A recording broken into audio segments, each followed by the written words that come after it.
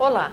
Ao completar 25 anos, o Código de Defesa do Consumidor passa por um processo de revisão.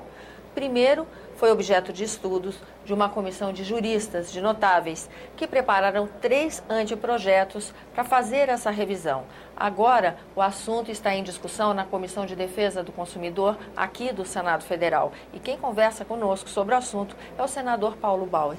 Senador, muito obrigada pela sua presença aqui no nosso programa. Em 25 anos, as relações de comércio mudaram muito e esse é um aspecto que deve ser revisto agora, mas também teremos uma ampliação do exercício da cidadania através desse código? Os direitos do consumidor vão ser ampliados nesse processo de revisão? Eu diria que sim, porque há 25 anos nós não tínhamos telefone celular. Pouca gente tinha a perspectiva de comprar um computador pessoal. E, com certeza, quem viajava de avião era milionário, era rico. Era quem pudesse pagar uma passagem que ainda era tabelada pelo governo. Isso para dizer apenas 3 fatos que precisam ser objeto de alteração. Eu diria que o modelo que foi concebido na época é um modelo correto, ele estava de acordo com as necessidades daquele momento, mas a evolução veio, aconteceu. Muitas foram as proposições apresentadas por senadores e deputados querendo inserir novas regras, querendo alterar o código que foi aprovado e sancionado naquela época. Mas era impossível fazer a votação de 1 a 1 daqueles projetos, daquelas propostas, porque nós iríamos ter uma colcha de retalhos. Por isso, o trabalho da comissão de juristas se fez necessário para organizar tudo isso, e agora nós temos a competência e a incumbência de analisar e votar um novo código que, obviamente, servirá para a sociedade. É importante dizer que o Brasil tem uma cultura comercial diferente de muitos países mundo afora.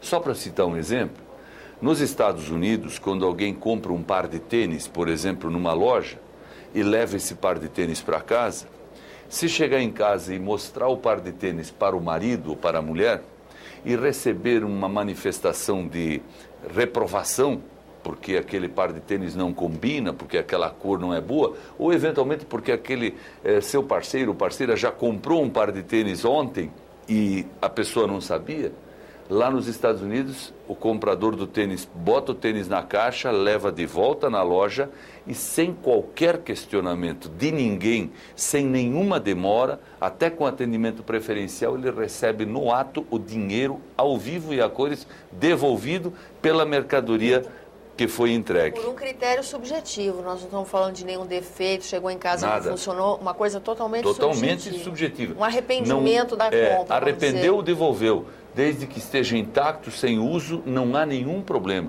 É outra relação com o consumidor. Né? Veja bem, quando isso acontece no Brasil, o comerciante acha que há uma má-fé, há uma má vontade do consumidor e começa a impor a ele a condição de que aquela mercadoria pode ser trocada por outra.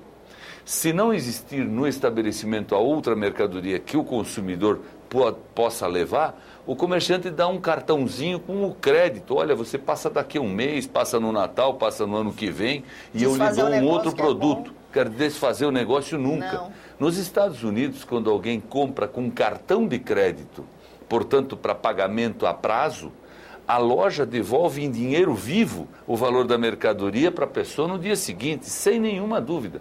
Eu não estou dizendo que no Brasil nós devamos ter esse tipo de regra, eu só estou dizendo que lá nós temos um modelo diferente do que temos aqui.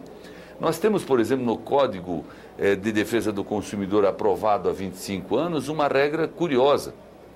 Diz esse código que se você comprar um produto, um eletrodoméstico, por exemplo, numa loja e chegando em casa constatar que ele tem defeito, você leva ele de volta para a loja e a loja tem 30 dias para repor ou consertar o produto.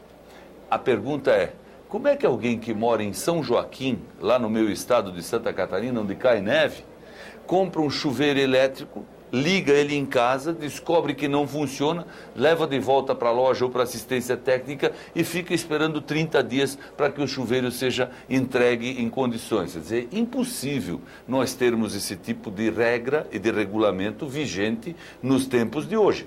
Há 25 anos atrás até se compreenderia. Outra informação, Tânia... Ou seja, só para concluir esse raciocínio, que um dos aspectos vai ser o aprimoramento do código, então. Sem dúvida.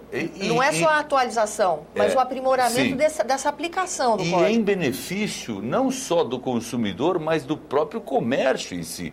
Que nós não podemos eliminar ou prejudicar o comerciante. Não há interesse de matar as galinhas dos ovos de ouro, não. O comerciante precisa existir para que o produto exista, mas também é preciso dizer hoje como é que nós faremos, por exemplo, com o comércio eletrônico.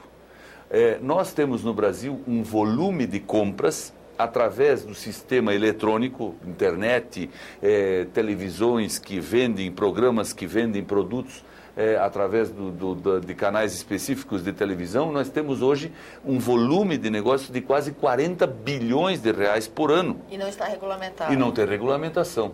Assim como os PROCONs do país inteiro estão assoberbados de ações de consumidores, por exemplo, contra as empresas de telefonia celular, que prestam serviços conforme a regra que o governo estabelece, que as agências reguladoras estabelecem, mas tem deficiências.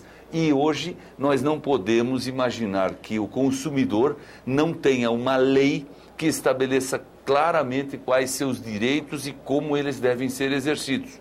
E só mais 2 exemplos. Clientes de bancos, por exemplo, são todos hoje em dia. E nós temos bancos cobrando taxas, cobrando serviços de uma forma muito intensa.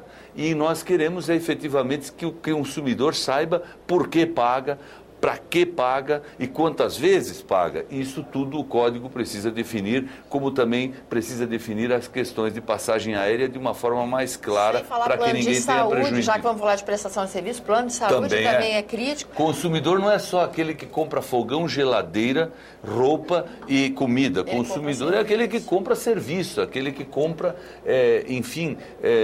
coisas das quais ele tem necessidade. Eu diria que até o cliente de uma clínica, de análises clínicas, por exemplo, um cliente que precisa de exames laboratoriais, é efetivamente um consumidor. Então precisa haver classificação. Está se discutindo agora no âmbito da comissão se nós devemos tratar de assuntos e ir ao detalhamento, para que a justiça não tenha que depois tomar decisões individuais para cada caso, ou se temos que discutir as questões e criar regras em bloco. É um problema muito difícil de resolver, mas eu tenho certeza que os senadores estão em condições de discutir, de analisar e de votar essa matéria adequadamente. Senador, muito obrigada pela sua presença aqui no nosso programa. Foi um prazer. A você que nos acompanha, muito obrigada pela atenção. Esse é o programa Argumento, eu sou Tânia Horman, e se você quiser entrar em contato conosco, ligue para 0800 61 2211, ligação gratuita, ou acesse www.senado.gov.br/TV.